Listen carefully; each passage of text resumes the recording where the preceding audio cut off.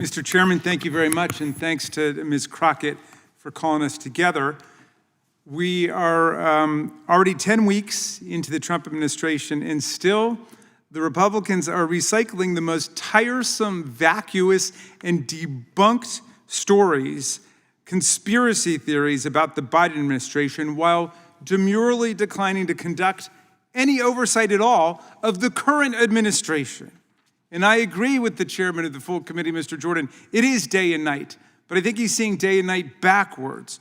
Donald Trump is turning our country into a gangster state where agencies like the Federal Trade Commission, the FBI, and the Department of Justice act as presidential enforcers, conducting political deals with elected officials like New York City Mayor Adams, corporate shakedowns against ABC, CBS, and other media entities, and law firms like Paul Weiss, Rifkin, Wilmer Hale, and Jenner and Block, demanding pledges of loyalty from citizens, and in some cases, demanding cold, hard cash in lawsuits brought directly by the president against private businesses. Meanwhile, they're offering mass pardons, immunity, and protection to violent insurrectionists, convicted drug beaters, cop beaters, drug traffickers, corrupt politicians, as long as they're willing to kiss the ring and do the president's bidding.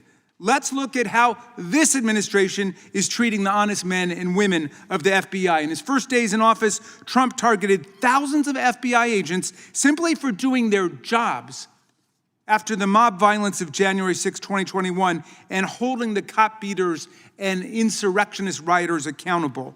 FBI agents had to sue to stop this purge and block them from publicly releasing their names to the violent militias like Oath Keepers and Proud Boys, whom President Trump had already given pardons to. And those pardons, by the way, this Department of Justice are extending to other crimes these people have committed, including cocaine trafficking and gun charges.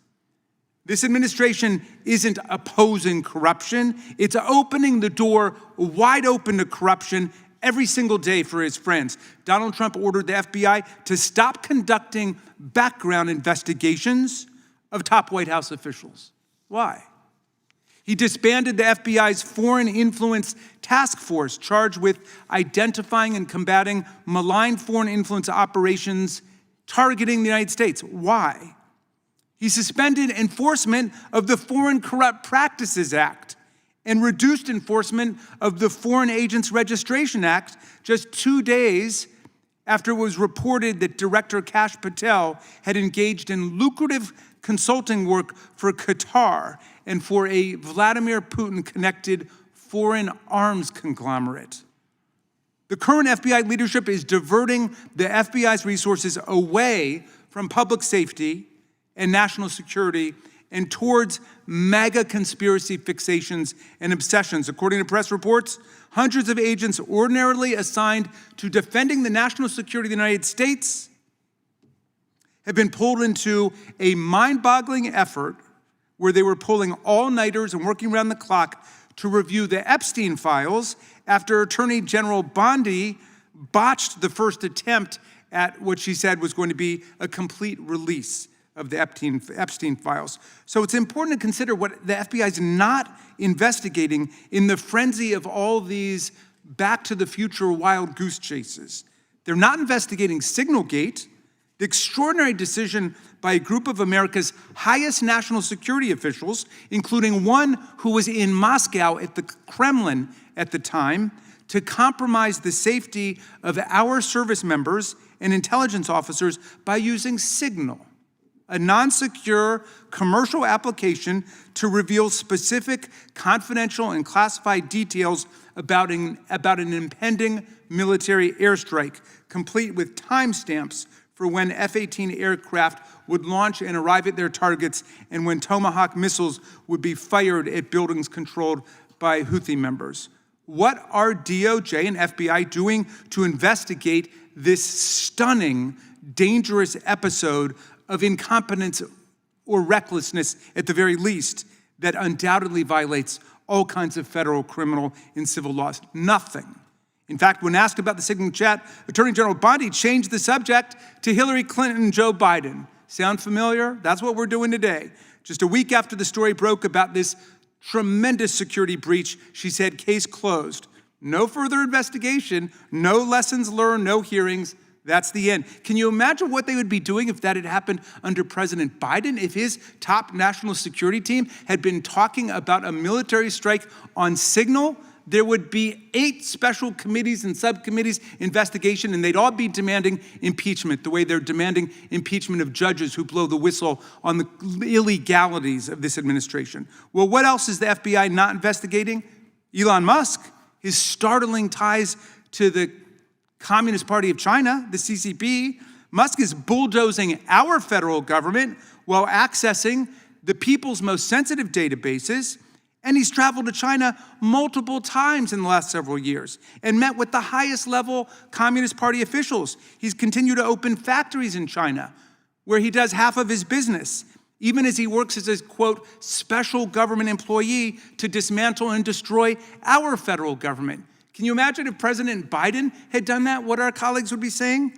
Well, look, in this new state that we're in, the FBI is not here to enforce the law. It exists to allow the president to shake down businesses and individuals, offering them protection and immunity if they comply and persecution if they don't. The administration installed as the head of the FBI Kash Patel, known for being the man who will do anything for Trump.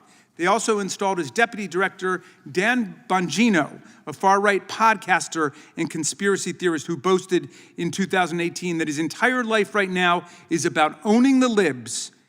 His appointment was a particular betrayal of Patel's promise that he would appoint a deputy director who would be an on-board active special agent, as has been the case for 117 years.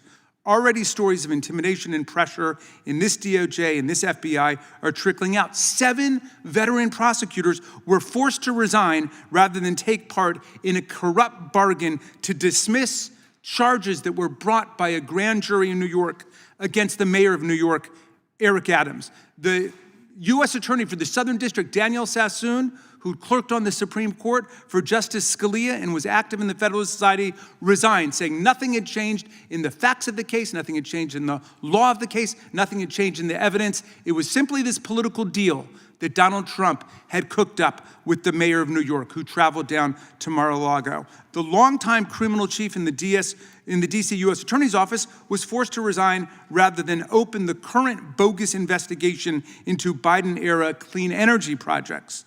So what we see at the Trump FBI and DOJ is part of a broad pattern. They're targeting lawyers who took up causes or clients that Donald Trump doesn't like, and they've issued illegal executive orders intended as threats against them. The president and his friends are threatening federal judges that ruled against them to halt their blatantly illegal executive actions, calling for impeachment of the judges. And there have been threats against their families made online. The president and his friends are threatening journalists and deporting legal immigrants for exercising their First Amendment rights, sending a clear message to anyone thinking of speaking up against the administration. The FBI's leadership are threatening to take the FBI down a very dangerous path today, one that's entirely incompatible with the values of the men and women of the FBI and the best traditions of the agency. Once again, with today's hearing, my colleagues are turning a blind eye to what's going on right now, choosing instead to regurgitate and recycle debunked and discredited lies about the Biden administration and somebody having an investigation into parents and school board that's been debunked a million times. That was an investigation into people making violent death threats against school board members. Nobody was ever arrested. Nobody was ever charged with anything. And yet they've been dining out on that. I think it's for 5 years now, talking about something that led nowhere, and there was nothing wrong with it in the first place. So the men and women of the FBI deserve to know that Congress is watching, and we've got your back. We're not going to stand idly by while this administration tries to turn the FBI into an arm of a pay-to-play gangster state. Thank you, Mr. Chairman. I yield back.